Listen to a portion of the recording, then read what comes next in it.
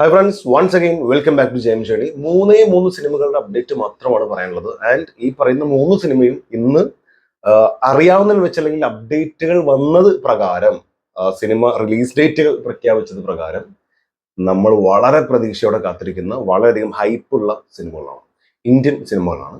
അതിൽ ആദ്യത്തേത് ഞാൻ പറയാൻ ആഗ്രഹിക്കുന്നത് നമ്മുടെ സ്വന്തം പ്രഭാസ് അണ്ണൻ നായകനായിട്ട് വരുന്ന സ്പിരിറ്റ്. ആ സിനിമയുടെ ഒരു സിനോപ്സിസ് എന്ന് പറഞ്ഞിട്ടൊരു സംഭവം വന്നിട്ടുണ്ട്. അത് അറിയാലോ, നമുക്ക് ഈ അമേരിക്ക അതുപോലെ ഓസ്ട്രേലിയ തുടങ്ങിയുള്ള സ്ഥലങ്ങളിലൊക്കെ തിയേറ്ററിൽ വരാനിരിക്കുന്ന സിനിമകളുടെ സിനോപ്സിസിന് എഴുതി വെക്കും. അങ്ങനെ എല്ലാവർക്കും അറിയുന്നതാണ്, ഞാൻ വീണ്ടും അതിനെ കുറിച്ച് പറയുന്നില്ല. അങ്ങനെ ലീക്ക് ആയതാണ് എന്ന രീതിയിലാണ് വരുന്നത്. ബട്ട് എത്രമാത്രം കൺഫർമേഷൻ ഉണ്ട് എന്നുള്ളതിനെ കുറിച്ച് ഉറപ്പില്ല. ബട്ട് കേട്ടിട്ട് അത് തന്നെയാണെന്നാണ് തോന്നുന്നത്. കാരണം നമുക്ക് കുറെ അപ്ഡേറ്റുകൾ കിട്ടിയല്ലോ, അത് വെച്ച് നോക്കുമ്പോൾ ഇത് ഏകദേശം കറക്റ്റ് ആണ്. വളരെ സിമ്പിൾ ആയിട്ടുള്ളൊരു ലൈനാണ്. സ്പിരിറ്റിന്റെ ഡയറക്ടർ ആയല്ലോ Sandeep Reddy Vanga. So a disgraced cop, പോലീസുകാരനാണ്, determine to regain his job, ജോലിയിലേക്ക് തിരിച്ചു വരാൻ വേണ്ടി ശ്രമിച്ചുകൊണ്ടിരിക്കുകയാണ്, അല്ലെങ്കിൽ ആ പവർ ആകാൻ വേണ്ടി നോക്കിക്കൊണ്ടിരിക്കുകയാണ്. Hunts down a ruthless international crime syndicate. Ruthless crime syndicate എന്ന് പറഞ്ഞാൽ ഇന്റർനാഷണൽ ക്രൈം സിൻഡിക്കേറ്റ്. അപ്പം വലിയൊരു ഗുണ്ട സംഘത്തിനെ തന്നെ എന്താ പറയുക, വേട്ടയാടി തോപ്പിക്കാൻ പോവാണ്, അല്ലെങ്കിൽ അടിച്ചു താഴാൻ പോവാണ്. ദി റൂത്ത്ലെസ് സാഗ ബിഗിൻസ് എന്നാണ് പറഞ്ഞിട്ടുള്ളത്. ഇത്ര മാത്രമാണ് ഓൺലൈനായിട്ട് പുറത്തു വിട്ടുള്ളത്. ഇതിൽ നിന്ന് പല ആളുകളും പറഞ്ഞു ഇദ്ദേഹം കോപ്പാണെന്നുള്ളത് നമുക്ക് മനസ്സിലായിട്ടുണ്ട്.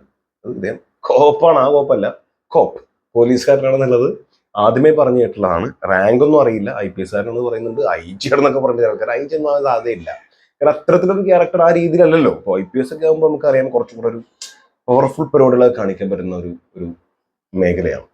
സിനിമ വെച്ച് നോക്കുമ്പോൾ, അതായത് നമ്മൾ ഫിലിം എന്നുള്ള രീതിയിൽ, മൂവി എന്ന രീതിയിലൊക്കെ നമ്മൾ കാണുന്ന സമയത്ത് അങ്ങനെ നമുക്ക് പറയാൻ പറ്റുന്ന ഒരു സംഭവമാണ് IPS ഓഫീസർമാർ എന്നൊക്കെ പറയാം. നമ്മൾ ഇതിനൊന്നും കണ്ടിട്ടുണ്ട്, IAS ആണെങ്കിലും അങ്ങനെ തന്നെ.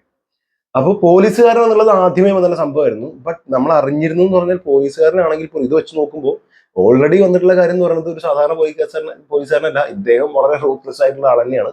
അതായത് ഗുണ്ടകൾക്ക് പറ്റിയ പോലീസ്, ഗുണ്ടാ പോലീസ് എന്നൊക്കെ പറയുന്ന രീതിയിലുള്ള ഒരു കഥാപാത്രമാണെന്നുള്ളത് ആദ്യമേ അറിഞ്ഞിരുന്നു. അപ്പോൾ ഇത് പറഞ്ഞു കേൾക്കുമ്പോൾ കറക്റ്റാണ്. അദ്ദേഹത്തിന് ചില കാരണങ്ങൾ ജോലി നഷ്ടമാകുന്നു.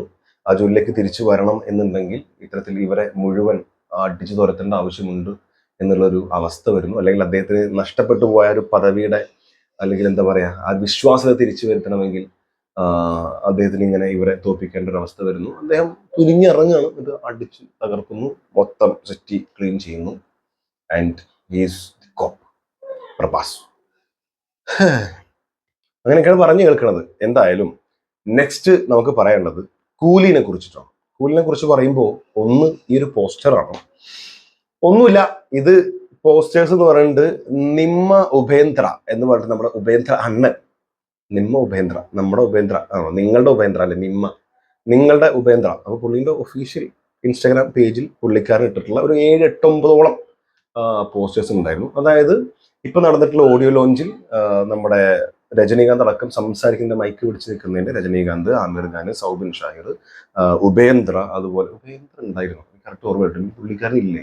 എന്നാലും നാഗാർജുന ഉണ്ട്, അമീർ ഖാൻ ഉണ്ട്, സൗബിൻ ഉണ്ട്, രജനീകാന്ത് ഉണ്ട്, ഇവരൊക്കെ നിൽക്കുന്നതിന്റെ സംഭവം ഉണ്ട്. ശ്രുതി ഹാസൻ ഉണ്ട്, അവരുടെയൊക്കെ ഇതിൽ കൊടുത്തിട്ടുണ്ട്. പുള്ളിക്കാരൻ്റെ ഉണ്ടായിരുന്നു, എനിക്ക് കറക്റ്റ് ഓർമ്മയില്ല. എന്തായാലും അതിന് കൊടുത്തിട്ടുള്ള ഒരു പോസ്റ്ററാണ്. കുറെ ആളുകൾ എനിക്ക് അയച്ചു തന്നിരുന്നു.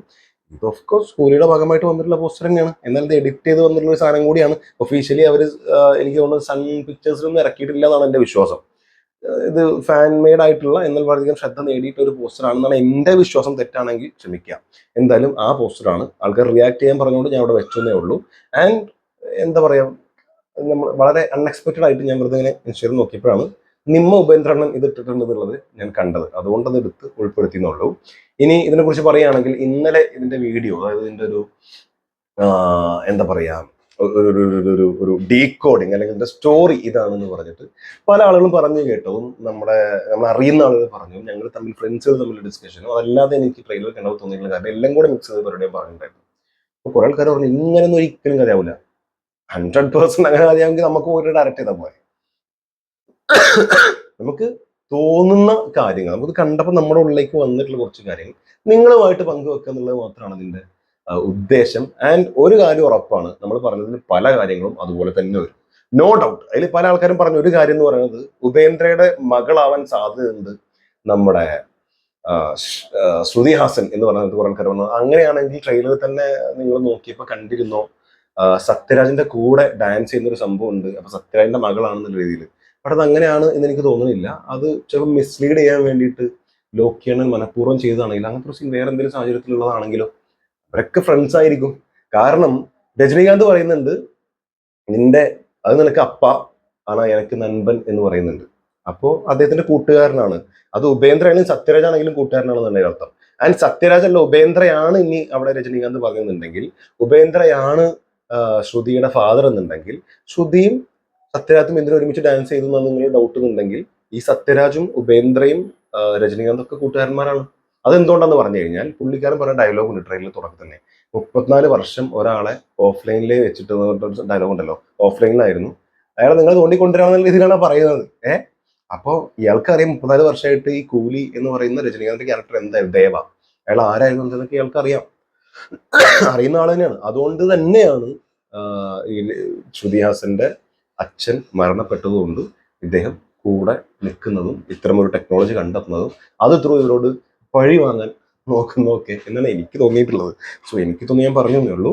ആൻഡ് ഇന്നലെ തന്നതിന്റെ ഒരു പോസ്റ്റർ ഞാൻ അവിടെ വെക്കേണ്ടത്, ഇത് galatta.com എന്ന് പറഞ്ഞിട്ട് ആ പേജിൽ വന്നിട്ടുള്ളതാണ്. ഇന്നലെ ഞാൻ അതവിടെ വെച്ചിട്ടുണ്ടായിരുന്നു. അതായത് രജനി ലാസ്റ്റ് നടന്നു വരുന്ന സാധനം ആൻഡ് ആ നെഗറ്റീവിന്റെ ഒരു നെഗറ്റീവ് ലുക്കിൽ സാധനമില്ല, ഭാഷ ആ സാധനം, അതിന്റെ ലുക്ക് എന്തായിരിക്കുന്ന കളർ ചെയ്തിട്ടുള്ള ലുക്ക് താഴെ ഈ സാധനം ഞാൻ വെച്ചിട്ടുണ്ടായിരുന്നു. സീരിയസ്ലി ഇങ്ങനെ ഒരു ലുക്കിൽ രജനെ കാണിച്ചാൽ എന്തായിക്കോട്ടെ, AI CGI വാട്ടെവർ, ഈ ലുക്കിൽ വന്നു കഴിഞ്ഞാൽ എന്തായിരിക്കും തിയേറ്ററിലുള്ള ഒരു ഓളം, ഒരു രോമാഞ്ചം എന്തായിരിക്കും എന്ന് ആലോചിച്ചത്. ഒരു രക്ഷ ഉണ്ടാവില്ല. അത് ലാസ്റ്റ് ഷോട്ട് ഫ്രം കൂലി എന്ന് പറഞ്ഞാണ് കൊടുത്തിട്ടുള്ളത്. ഭയങ്കരമായിട്ടുള്ള പ്രതീക്ഷയാണ്. ഡേ ബൈ ഡേ കൂലി ഇങ്ങനെ കയറി പോവാണ്. ബട്ട് ട്രെയിലറിൽ അവന് മനഃപൂർവ്വം ഹൈപ്പ് കുറച്ചു തന്നെയാണ് ഞാൻ ഇപ്പോഴും വിശ്വസിക്കുന്നത്. മ്യൂസിക് ആണെങ്കിൽ പോലും ഞാൻ ഇതിനു മുമ്പും പറഞ്ഞിട്ടുണ്ട്, അരംഗമതിര തനന എന്ന് പറയുന്ന സാധനം അതൊക്കെ ജസ്റ്റ് ഒരു തുടക്കം. അത് കഴിഞ്ഞിട്ടല്ലേ അരംഗമതിരട്ടമേ അനിരുദ്ധ അല്ലെങ്കിൽ ഇങ്ങനെ പൊട്ടത്തരം കാണിക്കൂ. ചിന്തിക്കാൻ വളരെ വളരെ സിമ്പിൾ. ജസ്റ്റ് ഒരു കോമൺ സെൻസ് ഉപയോഗിച്ച് ചിന്തിച്ചാൽ പോലും മനസ്സിലാവുന്നതാണ് ഞാൻ വിശ്വസിക്കുന്നത്. ചുമ ഇടക്കിടക്ക് ഉണ്ടാവും, ക്ഷമിക്കുക. അടുത്തത് ഹൃദയപൂർവ്വത്തിന്റെ 2 പോസ്റ്റേഴ്സ് ഉണ്ട്. ആ 2 പോസ്റ്റേഴ്സ് ഇവിടെ വെക്കുന്നുണ്ട്. ആദ്യത്തെ വന്നപ്പോൾ കുറെ ആൾക്കാർ എന്താണ് ചെയ്യാത്തതെന്ന് ചോദിച്ചിരുന്നു. വേറൊന്നുമല്ല, ടൈം കിട്ടിയില്ല, പിന്നെ നൈറ്റ് ഒക്കെ ആയി കഴിഞ്ഞാൽ പനി കൂടാണ്. സോ ചെയ്യപ്പെടുന്ന സാഹചര്യമായിരുന്നു. ആൻഡ് ഇവിടെ നോക്കുക, ഇന്നലെ വന്നിട്ടുള്ള പോസ്റ്റർ എന്ന് പറയുന്നത് ഇതാണ്. അതായത് ഒരു യെല്ലോ ബാക്ക്ഗ്രൗണ്ട്, താഴെ നീല ബാക്ക്ഗ്രൗണ്ടിൽ മറ്റേ 2 നായികമാരുണ്ട്, മാളവിക മോഹനും നമ്മുടെ പുള്ളിക്കാരൻ്റെ പേരെന്ന് എനിക്ക് പെട്ടെന്ന് കിട്ടുന്നില്ല, ശ്യാമള, ആ ക്യാരക്ടറാണ് എപ്പോഴും ഓർമ്മ വരുന്നത്. അപ്പോൾ പുള്ളിക്കാരി അവിടെ ഉണ്ട്. ആൻഡ് ഫ്രണ്ടിൽ ലാലേട്ടൻ ഒരു കള്ളത്തരം എന്തോ കാണിച്ച് നിനക്ക് നിൽക്കുന്നത്. ഈ കള്ള ലക്ഷണം കൊണ്ടുവരാൻ ലാലേട്ടനെ കഴിഞ്ഞിട്ടേ ഉള്ളൂ എന്നുള്ളതാണ് ഒരു സത്യം. സോ അങ്ങനെ നോക്കി നിൽക്കുന്ന നീല ഡ്രസ്സിൽ നിൽക്കുന്ന സുന്ദരൻ ചുമുകൻ. ഇനിയിപ്പോൾ കുറെ ആൾക്കാർ വരും ചുന്ദരൻ പറയാൻ അറിയില്ല വെച്ചിട്ട് വെറുതെ ചുമ്മാ പറഞ്ഞാണ്. അടുത്തത് ഹൃദയപൂർവ്വന്റെ ഈ പോസ്റ്റർ ഇന്ന് കുറച്ചു മുമ്പ് വന്നിട്ടുള്ളതാണ്. നമ്മുടെ ഹാപ്പി ബർത്ത്ഡേ മാളവിക മോഹനൻ എന്ന് പറഞ്ഞിട്ട് ഇന്ന് മാളവിക മോഹന്റെ ബർത്ത്ഡേ ആണ്. ആ ബർത്ത്ഡേ സ്പെഷ്യൽ പോസ്റ്റർ ആയിട്ടാണ് കൊടുത്തിട്ടുള്ളത്.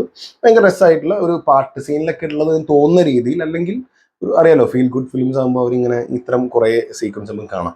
വളരെ ഹാപ്പി ആയിട്ട് ഇവർ രണ്ടും എന്തോ സംസാരിച്ചൊക്കെ പോകുന്ന ഒരു സാധനം, എന്തൊരു ഹാപ്പി, ഒരു ഈ പറഞ്ഞ പോലെ ഫീൽ ഗുഡ് സിനിമയ്ക്ക് പറ്റിയിട്ടുള്ളൊരു പോസ്റ്റർ.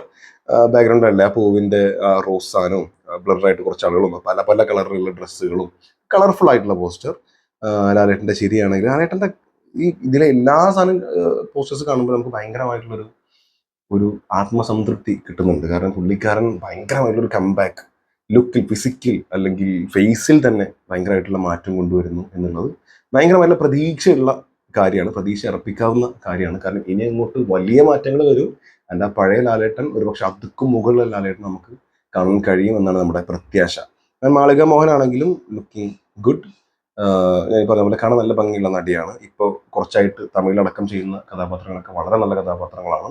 സോ ഇതിലും നല്ലൊരു പെർഫോമൻസിനെ കാണാൻ പറ്റും എന്ന് വിചാരിക്കുന്നു. കാരണം ഓപ്പോസിറ്റ് ലാലേട്ടനാണ്, അഭിനയിച്ചേ പറ്റും, സ്വാഭാവികമായിട്ട് അഭിനയിച്ചു പോകും എന്നുള്ളത് പലരും പറയുന്ന പോലെ ഒരു നാച്ചുറൽ ആക്ടറുടെ മുമ്പിലാണ് നിൽക്കുന്നത്, സ്വാഭാവികമായിട്ടും അവർ അഭിനയിക്കും. And she is fantastic actress ഇങ്ങനെ തോന്നിയിട്ടുണ്ട്. ഇല്ല പ്രത്യേകിച്ച് പറയുകയാണെങ്കിൽ ലാസ്റ്റ് വന്നിട്ടുള്ള ഗോൾഡിന്റെ സിനിമ ഉണ്ടല്ലോ, നമ്മുടെ വിക്രമിന്റെ കൂടെയുള്ള രക്ഷയില്ലാത്ത അഭിനയം അതിൽ, ഒരു രക്ഷയില്ലാത്ത അഭിനയം, സൂപ്പറായിട്ടാണ് ചെയ്തിട്ടുള്ളത്. സോ ഇത് രണ്ടുമാണ് നമുക്ക് പറയാനുള്ളത്. ഇത്ര കാര്യങ്ങളാണ് മൊത്തത്തിൽ നമുക്ക് പറയാനുള്ളത്. Thank you so much watching this video. And എപ്പോഴും ചോദിക്കുന്ന പോലെ ഈ സിനിമകളിൽ, ഈ 3 സിനിമകളിൽ നിങ്ങൾ ഏറ്റവും കൂടുതൽ പ്രതീക്ഷയോടെ കാത്തിരിക്കുന്ന സിനിമ ഏതാണ്? പക്ഷെ മലയാളി നിങ്ങൾ കാത്തിരിക്കുന്നത് ഹൃദയപൂർവ്വത്തിനാണോ, അതോ പ്രഭാസ് അണ്ണൻ ബാഹുബലിയുടെ ആ ത്രില്ല് പോകാതെ പ്രഭാസ് അണ്ണന്റെ പടത്തിന് വേണ്ടിയിട്ടാണോ, അതോ ഇപ്പോൾ നിലവിലുള്ള ഏറ്റവും ഹൈപ്പുള്ള മൂവിലൊന്നായിട്ടുള്ള കൂലിക്ക് വേണ്ടിയിട്ടാണോ? കമന്റ്